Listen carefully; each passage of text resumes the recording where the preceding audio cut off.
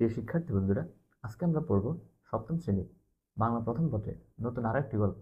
আজকের আমাদের গল্পটির নাম হচ্ছে ছবির রং, এবং এই গল্পটির লেখক হচ্ছে হাশেম খান। তো চলো শুরু করা যাক আমাদের আজকের গল্পটি। এই গল্পে কি বলা হয়েছে সেটা আমরা শুরুতে একটু বোঝার চেষ্টা করি। এই গল্পে বোঝানো হয়েছে যে আমাদের যে বাংলাদেশের যে প্রকৃতি, সে প্রকৃতি এক এক ঋতুতে এক এক রূপ বা এক এক রং ধারণ করে। তো সেই রূপ এবং সেই রং অনুযায়ী বিভিন্ন চিত্রশিল্পীরা নানান রকমের ছবি এঁকে থাকেন। তো তারা তাদের ছবিতে নানান রকমের রঙের ব্যবহার করে থাকেন। তো এই জিনিসগুলো নিয়েই মূলত আমাদের এই কবিতায় আলোচনা করা হয়েছে। তো চলো শুরু করা যাক আমাদের আজকের গল্পটা। ছবি আঁকতে ইচ্ছে হচ্ছে, কাগজ তো সাদা, পেন্সিলে আঁকা যায়, হাতের কলমটা দিয়েও আঁকা যায় এই সাদা জমিনে। সাদা জমিনে মানে অর্থাৎ মাটিতে। তারপর দেখো, রং হলে খুব ভালো হয়। এখানে খুব মানে কি, খুব বা অনেক বেশি ভালো হয়। ইচ্ছে মতো লাল, নীল, সবুজ, বেগুনি, হলুদ, কালো রং ঘষে ঘষে সাদা কাগজটা ভরে ফেলা যায়। অর্থাৎ আমাদের যে কাগজ থাকে বা খাতার পৃষ্ঠা থাকে, সেই পৃষ্ঠার রং কি, সেই পৃষ্ঠার রং অবশ্যই সাদা কালারের। তো সেই সাদা খাতায় আমরা কি চাইলে লাল, নীল বা বিভিন্ন রং দিয়ে কি নানান অনেক ধরনের কি ছবি আঁকতে পারি। সুন্দর এক রঙিন ছবি আঁকা হয়ে যায়। তারপর দেখো কি বলছে, যে হলুদ, নীল এবং লাল এই তিনটি কিন্তু আসল রং। তাহলে আসল রং কি? আসল রং হচ্ছে হলুদ, নীল এবং লাল। এটা আমাদের এমসিকিউ পরীক্ষার জন্য অনেক বেশি ইম্পর্টেন্ট। তো হলুদ রং, এটা তোমরা কিভাবে মনে রাখবা যে কোনটা আসল রং? দেখবা হলুদ এখানে কিন্তু একটা ল আছে, নীল এখানে একটা ল আছে, আর লাল এখানেও একটা ল আছে। অর্থাৎ প্রত্যেকটার যেগুলো আসল রং সেগুলো 2 নাম্বার বর্ণ। এই যে হলুদ এখানে 2 নাম্বার বর্ণ কোনটা? ল। নীল এখানে 2 নাম্বার বর্ণ কোনটা? ল। আর লালের মধ্যেও কি প্রথমটাও ল, সেকেন্ডটাও ল। তাহলে প্রত্যেকটার দেখবা যে 2 নাম্বার বর্ণের মধ্যে ল আছে। তো এটাই হচ্ছে আসল রং। এখন তোমাকে যদি প্রশ্ন করি যে কোনটি আসল রং নয়, অপশন দিলাম যে বেগুনি, হলুদ, নীল এবং লাল, অ্যান্সার কি হবে? অ্যান্সার হবে অবশ্যই বেগুনি, কারণ বেগুনি কিন্তু আসল রং না। দেখো বেগুনের মধ্যে কিন্তু কোনো ল নাই। তো যেগুলোর মধ্যে ল আছে, আসল রং যেগুলো, সেগুলোর মধ্যে অবশ্যই একটা বা তার বেশি কি ল থাকবে, এবং সেকেন্ড বর্ণে অবশ্যই কি ল থাকবে। এটা দিয়ে তোমরা মনে রাখতে পারবা। তারপর দেখো, এই 3 রং থাকলে নানা রঙে ভরা পরিপূর্ণ রঙিন ছবি আঁকা যায়। অর্থাৎ হলুদ, নীল এবং লাল রং থাকলে কি নানান রঙে ভরা অনেক ছবি আঁকা যায়। এই 3টি রং মিশিয়ে অনেক রং পাওয়া যায়। যেমন হলুদ ও নীল মেশালে পাবে সবুজ। তাহলে হলুদ এবং নীল রং মেশালে কোন রং পাবে? হলুদ এবং নীল রং মেশালে সবুজ রং পাবে।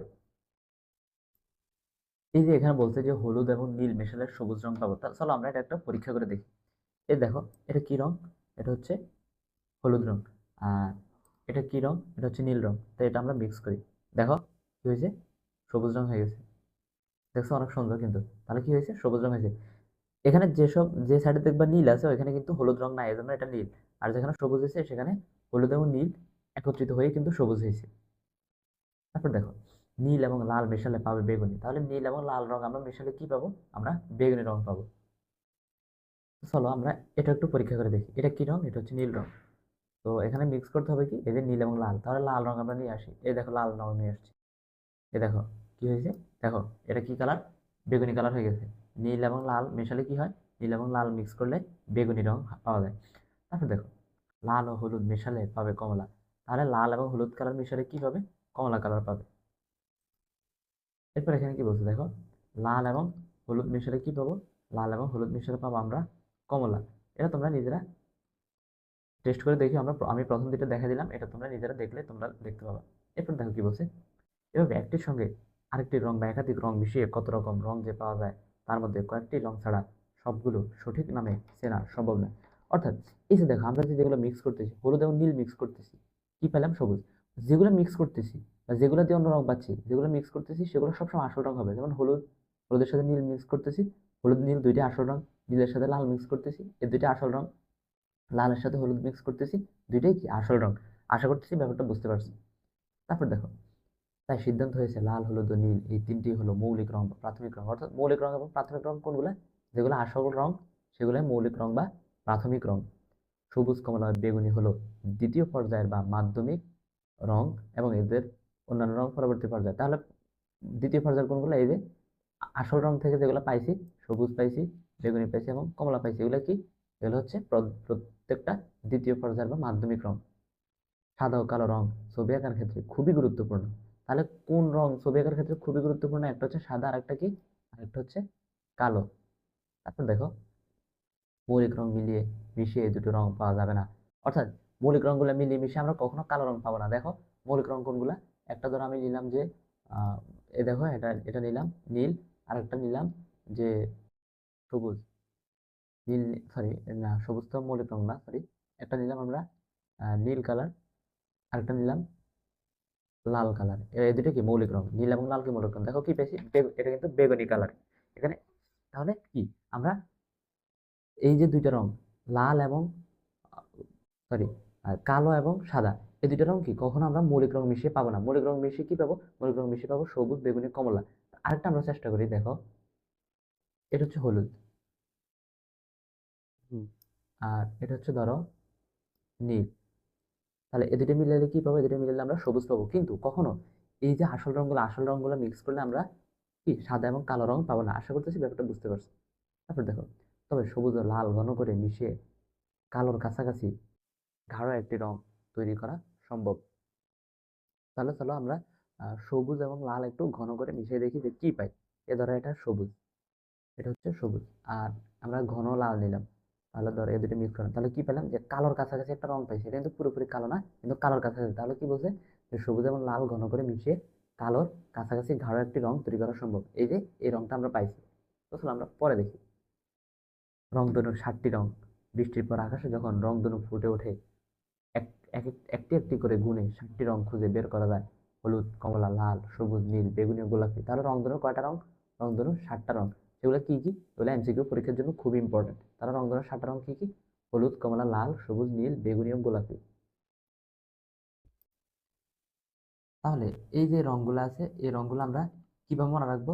যে হলুদ, কমলা, লাল, সবুজ, নীল, বেগুনি ও গোলাপি, এগুলো আমরা কিভাবে মনে রাখবো? তাহলে আমরা দেখি একটা ছন্দের মাধ্যমে এগুলা মনে রাখা যায় কিনা। এই যে দেখো, অর্থাৎ রংধনুর যে 7টা রং আছে, এই রংধনুর 7টা রং তোমরা এই ছন্দটার মধ্যে মনে রাখতে পারবা। কি ছন্দটা? সেটা হচ্ছে বেনিয়া সহ কলা। বেনিয়া সহ কলা, এটা দিয়ে তোমরা রংধনুর যে 7টা রং, এটা এমসিকিউ পরীক্ষার জন্য খুব ইম্পর্টেন্ট। তোমাকে কয়েকটা অপশন দিয়ে বলবো যে এখানে কোন রংটা রংধনুর মধ্যে দেখা যায়। আমরা কিভাবে মনে রাখবো? যে বেনিয়া সহ কলা, এটা দিয়ে মনে রাখবো। বেতে কি? বেতে হচ্ছে বেগুনি। নিতে কি? নিতে হচ্ছে নীল। আতে কি? আতে হচ্ছে আসমানি। আর দন্তের সাথে কি? দন্তের সাথে হচ্ছে সবুজ। আর হতে কি? হতে হচ্ছে হলুদ। কতে কমলা, আর লাতে লাল। তাহলে আমরা বেনিয়া সহকলা, এটা দিয়ে আমরা রংধনুর যে 7টা রং আছে, সেই 7টা রং আমরা খুব সহজে মনে রাখতে পারবো। তো চলো আমরা সামনে যাই। এরপর কি বলছে দেখো, বাংলাদেশ ষড়ঋতু দেশ। ষড়ঋতু মানে কি? ষড় মানে হচ্ছে 6, অর্থাৎ বাংলাদেশে বছরে 6টা ঋতু দেখা যায়। যেমন গ্রীষ্ম, বর্ষা, শীত, বসন্ত, শরৎ, হেমন্ত। এই 6টা ঋতু বাংলাদেশে প্রত্যেক বছর দেখা যায়। বছরের 12 মাসকে আমরা 2 মাস করে প্রকৃতি আবহাওয়ার কারণে ভাগ করে নিয়েছি। অর্থাৎ কি 12 মাসে 6টা ঋতু দেখা যায়। একটা ঋতু কয় মাস করে? 2 মাস করে। প্রথম বৈশাখ এবং জ্যৈষ্ঠ মিলে কি হয়? গ্রীষ্ম। তারপর বর্ষাকাল হয়। এরপর শরৎ, বসন্ত, শীত, হেমন্ত, এভাবে 6টা ঋতু আমরা ভাগ করে নিয়েছি 2 মাস করে। বৈশাখ জ্যৈষ্ঠ এই 2 মাস গ্রীষ্মকাল। এর এখানে দেওয়া আছে বৈশাখ জ্যৈষ্ঠ মিলে কি মাস? গ্রীষ্মকাল। বৈশাখ জ্যৈষ্ঠ মাস মিলে কি কাল? গ্রীষ্মকাল। আবহাওয়া থাকে শুষ্ক এবং গরম। অর্থাৎ তোমরা জানো যে গ্রীষ্মকালে কি অনেক বেশি গরম থাকে। আবহাওয়া কেমন থাকে? শুষ্ক। শুকনো মানে কি? শুকনা। কারণ কি গ্রীষ্মকালে কখনো খুব বেশি একটা বৃষ্টি দেখা যায় না, এজন্য সবকিছু কি একদম শুকিয়ে যায় এবং অনেক বেশি গরম হয়। বৃষ্টি হয় কম, অর্থাৎ গ্রীষ্মকালে বৃষ্টি একটু কম হয়। গাছপালা, খাল, বিল, নদী শুকিয়ে যায়। তাহলে গ্রীষ্মকালে কি হয়? গ্রীষ্মকালে গাছপালা, খাল, বিল এবং নদী একদম শুকিয়ে যায়। কেন? কারণ তখন কোনো বৃষ্টি হয় না। প্রচণ্ড রোদে গাছের সবুজ সতেজ রং বিবর্ণ হয়ে যায়। আচ্ছা, বিবর্ণ মানে কি? বিবর্ণ মানে হচ্ছে রংহীন হয়ে যায়, বা অন্য সবুজ পাতা কি অন্য রকম হয়ে যায়, সেটা সবুজ থাকে না। আবার হঠাৎ করে আকাশে কালো রঙের মেঘের ছুটাছুটি, বিদ্যুৎ চমকানোর সঙ্গে কানে তারা লাগা প্রচন্ড শব্দে বজ্রপাত হয়। অর্থাৎ বৈশাখ, আমরা বলি না যে কাল বৈশাখীর ঝড়, তাহলে কাল বৈশাখীর ঝড় কোন মাসে হয়? অবশ্যই কি বৈশাখ মাসে। আর বৈশাখ কোন কালের মধ্যে পড়ে? গ্রীষ্মকালের মধ্যে পড়ে। তারপর ঝড় ও বৃষ্টি। এরপর কি মাঝে মাঝে ঝড় এবং বৃষ্টি একসাথে দেখা যায়। প্রকৃতির রঙের নানা রকম খেলা চলে।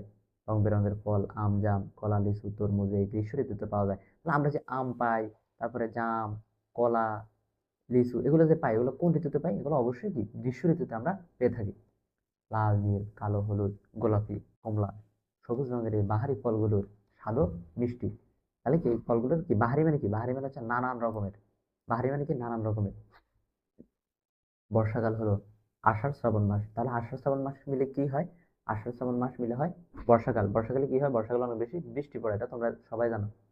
ঝিরঝিরে অল্প বৃষ্টি থেকে ঝরঝর করে প্রবল বেগে মানে কি, মানে হচ্ছে প্রচন্ড গতিতে বা জোরে বৃষ্টি হয় এ সময়। মাঠ ঘাট নদী নালা ঝিল বিল পানিতে টইটুম্বুর মানে কি, টইটুম্বুর মানে হচ্ছে একদম পরিপূর্ণ হয়ে যাওয়া বা ভরে যাওয়া, অর্থাৎ নদী নালা খাল বিল সব কি একদম পানিতে ভরে যায়। পানিতে গাছপালা সতেজ হয়ে যায়। সতেজ মানে কি? সতেজ মানে হচ্ছে প্রাণ ফিরে পাওয়া, বা আবার গাছপালা জীবন্ত হয়ে যায়। তারপর দেখো নানা রকম সবুজ রঙে ভরে যায় গাছপালা, বন জঙ্গল, ধান ক্ষেত, পাট ক্ষেত ইত্যাদি। সাদা ও কমলা রঙের কদম ফুল বর্ষা ঋতুর ফুল। তাহলে কদম ফুলের কালার কি? কদম ফুলের কালার হচ্ছে সাদা এবং কমলা রঙের। কোন ঋতুর ফুল? কদম ফুল বর্ষা ঋতুর ফুল। এই ঋতুতে সতেজ ও সবুজ কচু বনে যখন কমলা রঙের লম্বা লম্বা ফুল ফোটে, চমৎকার লাগে দেখতে। তাহলে সবুজ কচু বনে কেমন রঙের ফুল ফোটে? কমলা রঙের লম্বা লম্বা ফুল ফোটে। কচু ফুল তরকারি হিসেবেও সুস্বাদু। শরৎকাল শরৎকালে কি দেখি আমরা? শরৎকালে আমরা কাশফুল দেখে থাকি। শরৎকাল সাদা ও স্বচ্ছ নীলের ছড়াছড়ি। ভাদ্র আশ্বিন এই 2 মাস শরৎকাল। তাহলে কোন 2 মাস শরৎকাল? ভাদ্র এবং আশ্বিন মাস মিলে কি হয়? শরৎকাল হয়। এ সময় বৃষ্টি বসে যায় মানে কি, মানে বৃষ্টিটা শেষ হয়ে যাবে, বৃষ্টি থেমে যায়। সুন্দর নীল আকাশে ভেজা তুলোর মতো গুচ্ছ গুচ্ছ মেঘ ভেসে বেড়ায়। আচ্ছা, ভেজা তুলো মানে কি? ভেজা তুলো মানে হচ্ছে একদম সাদা তুলো, আর গুচ্ছ গুচ্ছ মেঘ ভেসে বেড়ায়। আচ্ছা, এখানে ভেজা তুলোর মতো মেঘ কেন বলছে? কারণ যখন আকাশে যখন বৃষ্টি হওয়ার সম্ভাবনা থাকে, তখন মেঘের রং কি হয়? তখন মেঘের রং হয়ে যায় কালো। আর যখন বৃষ্টি হয় না, তখন কি মেঘটা কি একদম সাদা থাকে। তো এখানে এই জন্য বলছে যে ভেজা তুলো যেরকম সাদা থাকে, তেমনি ভাবে তখন কি শরৎকালে মেঘটাও কি একদম সাদা থাকে। গাছপালা নদী নালা প্রকৃতির সবকিছু এই ঋতুতে ঝকঝকে। নদীর ধারে বিলে অল্প পানিতে কাদা মাটিতে সবুজ গাছ থেকে বের হয়ে আসে নরম সাদা কাশফুল। ফলে নদীর ধারে বা বিলে অল্প পানিতে কেন? কারণ বর্ষা তখন কি খুব বেশি একটা থাকে না। বাতাসের দোলায় কাশফুল যখন ধুলে সুন্দর নরম রঙের কারণে মন তখন আনন্দে নেচে ওঠে। অর্থাৎ যখন এই কাশফুল কি ধলে মানে কি, মানে কাশফুলটা যখন নড়ে সুন্দর নরম রঙের কারণে মন কি তখন কি আনন্দে নেচে ওঠে, বা আমাদের কাছে কি অনেক বেশি ভালো লাগে। বিলে পুকুরে এ সময় শাপলা ফুল ফোটে। তাহলে শরৎকালে কোন ফুল ফোটে? শরৎকালে শাপলা ফুল এবং কাশফুল দুইটাই ফোটে। আর বর্ষাকালে কি হয়? বর্ষাকালে কদম ফুল ফোটে। বেশিরভাগ শাপলা সাদা, লাল শাপলাও আছে যা দেখতে খুবই সুন্দর। অর্থাৎ বেশিরভাগ শাপলা হচ্ছে সাদা কালারের, এবং কি লাল শাপলাও আমরা দেখে থাকি। বরা নদী ও খালে সাদা, লাল, নীল ও হলুদ বিভিন্ন রঙের পাল তোলা নৌকা চলাচলের দৃশ্য মোহনীয়। মোহনীয় মানে কি অনেক বেশি সুন্দর। অর্থাৎ যখন বরা নদী এবং খালে সাদা, লাল, নীল, হলুদ রঙের বিভিন্ন পাল তোলা, পাল মানে কি, অর্থাৎ নৌকার মধ্যে এক ধরনের কাপড় থাকে, মাঝিরা এক ধরনের কাপড় উড়ায় নৌকার মধ্যে, সেটাকে বলা হয় পাল। সে পালের কালার বিভিন্ন রকমের হয়ে থাকে। হেমন্ত ঋতু হলো কার্তিক এবং অগ্রহায়ণ মাস। তাহলে কার্তিক অগ্রহায়ণ এই 2 মাস মিলে কি মাস? এই 2 মাস মিলে তাহলে হচ্ছে হেমন্ত ঋতু। সবুজ ধান ক্ষেতের রং হলুদ হতে শুরু করে। তাহলে সবুজ ধান ক্ষেতের রং কি হতে শুরু করে? হলুদ হতে শুরু করে মানে কি, মানে ধান যখন পাকে তখন পাকা ধানের কালার কি? পাকা ধানের কালার হচ্ছে হলুদ। সেজন্য বলছে যে সবুজ ধান ক্ষেতের রং হলুদ হতে শুরু করে, বা হেমন্তকালে কি ধান পাকতে শুরু করে। ঋতুর শেষ দিকে অর্থাৎ অগ্রহায়ণ মাসে পুরো মাঠে হলুদ বা কি গেরুয়া রঙের বাহার। কেন? কারণ কি তখন ধান সব পেকে যায়। ধান পেকে গিয়েছে, চাষিরা দল বেঁধে ফসল কাটা শুরু করে। অর্থাৎ হেমন্ত ঋতুতে চাষিরা কি দল বেঁধে ফসল কাটতে আরম্ভ করে। এরপরে পৌষ মাঘ মাস মিলে কি হয়? পৌষ এবং মাঘ মাস মিলে হয় শীতকাল, অনেক বেশি শীত পড়ে। বনে জঙ্গলে বাড়ির আঙিনায় সর্বত্রই নানা রঙের ফুল ফোটা শুরু হয়। এই ফুল ফোটা এই ফুল ফোটা শীতের পরে বসন্ত ঋতু পর্যন্ত চলতে থাকে। অর্থাৎ ফুল ফোটা শীতের পরে কি একদম বসন্ত পর্যন্ত ফুল ফুটতে থাকে। শিমুল, পলাশ আর কৃষ্ণচূড়া গাছে যখন ফুল ফোটে, হলদে গাছের ঝলমলে হলুদ রঙের ফুলে পুরো প্রকৃতি যেন রঙের উৎসবে মেতে ওঠে। মাঠে তিলের খেতে সাদা হালকা বেগুনি ফুল এবং সর্ষের খেতে ফুলে ফুলে হলুদের বন্যা নামে এই শীতকালে। এরপর দেখো শীতের কারণে মানুষের পোশাকে আসে রঙের বৈচিত্র্য মানে কি? বৈচিত্র্য মানে হচ্ছে নানান ধরনের রং। বৈচিত্র্য মানে কি, মানে ভিন্নতা বা রঙের ভিন্নতা আসে, বা নানা ধরনের রং। কেন? কারণ শীতকালে কি মানুষ শীতের পোশাক পরে অনেক কালারের বা অনেক রঙের শীতের পোশাক পরে থাকে। লাল, নীল, হলুদ, কালো, বিচিত্র। বিচিত্র মানে কি? বিচিত্র মানে হচ্ছে অনেক রকমের বিচিত্র রঙের গরম কাপড় ও টুপি ব্যবহার করে মানুষ। যেমন শীতকালে আমরা কি কান টুপি ব্যবহার করে থাকি। শীতকালে কুয়াশা ও প্রকৃতির ধোঁয়াটে ধরনের এক মায়াবী রং আমাদের চোখের সামনে তুলে ধরে। অর্থাৎ ধোঁয়াটে কেন বলছে? যেরকম ধোঁয়ার যখন যখন ধোঁয়া থাকে তখন কি আমরা কিছু দেখতে পাই না, এরকম শীতকালে কুয়াশাতেও কি আমরা সামনে খুব বেশি দূরের জিনিসগুলো দেখতে পাই না। খুবই ঠান্ডা ও বরফ পড়া দেশ থেকে চলে আসে আমাদের দেশে লক্ষ্য পাখি। অর্থাৎ যেসব দেশে আরো বেশি ঠান্ডা পড়ে, তো আমাদের দেশের থেকেও যেসব দেশে অনেক বেশি ঠান্ডা পড়ে এবং বরফ পড়ে শীতকালে অনেক দেশে, তো সেসব দেশ থেকে কি বিভিন্ন পাখি আমাদের দেশে চলে আসে। ঝাঁকে ঝাঁকে উড়ে এসে এরা আশ্রয় নেয় আমাদের দেশের খালে, বিলে, নদীতে, যাদের বলা হয় অতিথি পাখি। রং বেরঙের পালক, এসব পাখি, পালক মানে কি? পালক মানে হচ্ছে পাখির পাখা। শীতের শেষে বসন্তের শুরুতে এরা আবার চলে যায় নিজের দেশে। অর্থাৎ অতিথি পাখিরা আমাদের দেশে 2 মাস থাকে, এরপর আবার কি বসন্তকালে এরা আবার এদের নিজের দেশে চলে যায়। তারপর দেখো ফাল্গুন ও চৈত্র, বসন্তকাল। এরপর আবার কি আসছে? বসন্তকাল আসছে। এটা হচ্ছে আমাদের শেষ ঋতু, ষড় ঋতুর শেষ ঋতু, অর্থাৎ বসন্ত কি শেষ ঋতু। এ সময় গাছে গাছে যেন প্রতিযোগিতা, কে কত সুন্দর ও সতেজ ফুল ফোটাতে পারে। নানা রঙের পালকে সেজে ছোট বড় সব পাখি গাছে গাছে নেচে বেড়ায়, উড়ে বেড়ায়, ফুলের মধু খেয়ে উড়ে বেড়ায় আনন্দে। অন্যদিকে হাজার লক্ষ রঙিন প্রজাপতি, এত রং বেরঙের যে হিসেব করা সম্ভব নয়, নানান রঙের মোহময় প্রেরণায় মানুষের স্বভাবসুলভ আনন্দে মেতে ওঠে। বাসন্তী উজ্জ্বল রঙের পোশাকে সাজসজ্জায় উৎসবে মেতে ওঠে। তাই বসন্ত ঋতু হলো রঙের ঋতু। তাহলে কোন ঋতু রঙের ঋতু? অবশ্যই কি বসন্ত ঋতু আমাদের রঙের ঋতু। অনেককাল আগে থেকেই বাংলাদেশের ষড় ঋতুতে আমাদের পরিবেশে নিসর্গে উজ্জ্বল সুন্দর নানা রঙের যে সমাবেশ ঘটেছে, রূপের রকম ফের ঘটে চলেছে। রূপের রকম ফের মানে কি? মানে অনেক রকমের রূপ, তা বাঙালির মনকে নানাভাবে প্রভাবিত করেছে। তা আমরা দেখি আমাদের গ্রামীণ সমাজের লোকশিল্পীরা মাটির পুতুল, কাঠের পুতুল, কাপড় ও তুলার পুতুল, সোনার পুতুল, লক্ষ্মী ছড়া, শখের হাঁড়ি, নকশি কাঁথা, হাত পাখা, মাটি, গল্প বলার পটে তথা লোকশিল্প উজ্জ্বল ও সতেজ রং ব্যবহার করে ছবি ও শিল্পকে সুন্দর ও মোহনীয় রূপ দিয়ে চলেছে। আচ্ছা, লোকশিল্পী, আমরা যারা গান গায় তাদের কি বলা হয়? তাদেরকে বলি আমরা গানের শিল্পী। আর যারা বিভিন্ন ধরনের চিত্র আঁকে তাদেরকে বলা হয় চিত্রশিল্পী। আর যারা এই যে মাটির পুতুল, কাঠের পুতুল, বিভিন্ন ধরনের পুতুল তৈরি করে তাদেরকে কি বলা হয়? যারা এগুলো তৈরি করে তাদেরকে বলা হয় লোকশিল্পী। তারপর দেখো তাঁতে তৈরি কাপড়ে তাঁতিরা এবং ক্ষুদ্র নৃগোষ্ঠীর লোকেরা তাঁতের তৈরি তাঁতের পোশাকে রঙিন সুতোর বুনটে নানা রঙের ঝলমলে মন কাড়া সব শাড়ি ও পোশাক বানিয়ে চলেছে। আমাদের শিশুরা এখন ছবি আঁকে, অর্থাৎ আমাদের বাচ্চাকে এখন ছবি আঁকে। বিভিন্ন দেশের তুলনায় বাংলাদেশের শিশুদের ছবির রং অনেক উজ্জ্বল, সাহসী এবং মৌলিক রং ঘেঁষা। মৌলিক রং ঘেঁষা মানে কি? মানে তাদের ছবির মধ্যে এই যে নীল রং, এই যে এটা কি রং? এ হচ্ছে নীল রং। তারপরে হচ্ছে লাল রং, এই যে লাল রং, এবং কি আমরা কি হলুদ রং দেখতে পাই। এই তিনটা কি মৌলিক রং। অর্থাৎ বাংলাদেশের শিশুদের যে তারা যে ছবি আঁকে সেই ছবির মধ্যে আমরা নীল রং, লাল রং এবং হলুদ রং দেখতে পাই। তাই খুব সহজে বাংলার শিশুদের ছবিকে আলাদা বৈশিষ্ট্যে চেনা যায়। কেন আলাদা বৈশিষ্ট্যে চেনা যায়? তখন আমরা দেখবো যে নীল রং, লাল রং, নীল রং এবং হলুদ রং দিয়ে ছবি আঁকা, তখন আমরা সহজেই বুঝে নিব যে এটা বাংলাদেশের কোনো শিশু এই ছবিটা আঁকছে। তারপর দেখো চারুকলা শিক্ষা প্রতিষ্ঠানে শিক্ষাপ্রাপ্ত চিত্রশিল্পীদের ছবির সামনে দাঁড়ালে একই কথা মনে হবে। বাংলাদেশের শিল্পীরা অনেক মুক্ত, সহজ এবং সাহসী। মুক্ত মানে কি? মুক্ত মানে হচ্ছে যে নিজের মতো করে কাজ করে। অর্থাৎ বাংলাদেশের শিল্পীরা নিজের মতো করে ছবি আঁকে এবং কাজ করে। লাল, নীল, হলুদ, সবুজ, বেগুনি, কমলা, কালো, সাদা রঙকে শিল্পীরা সুন্দরভাবে ছবিতে নকশি কাঁথায়, নকশি কাঁথা মানে কি? মানে এটা এক ধরনের কাঁথা যেটা আমরা গায়ে দিই, হাত পাখায়, পুতুলে, হাঁড়ি পাতিলে ব্যবহার করেছেন। তাই বাংলার শিল্পীদের শিল্পকর্ম সারা বিশ্বে প্রশংসা পাচ্ছে। তাহলে বাংলার শিল্পীদের শিল্পকর্ম কেন সারা বিশ্বে প্রশংসা পাচ্ছে? কারণ বাংলাদেশের শিল্পীরা কি অনেক মুক্ত, সহজ এবং সাহসী। তারা কি বিভিন্ন রঙকে সুন্দরভাবে ছবিতে কি ব্যবহার করতেছে। তাই বাংলাদেশ শিল্পীদের শিল্পকর্ম, অর্থাৎ তাদের তাদের যে বিভিন্ন কাজ আছে, শিল্পকর্ম কোনগুলা? এই যে তাদের নকশিকাঁথা, হাত পাখা, তারপরে শখের হাঁড়ি, এগুলা কি এইসব কাজগুলা কি সারা বিশ্বে প্রশংসা পাচ্ছে। তো এই ছিল আমাদের আজকের গল্পটা। আশা করতেছি তোমরা গল্পটা ভালো করে বুঝতে পারছো। পরবর্তী ক্লাসে আমরা অন্য কোনো বিষয় নিয়ে আলোচনা করবো।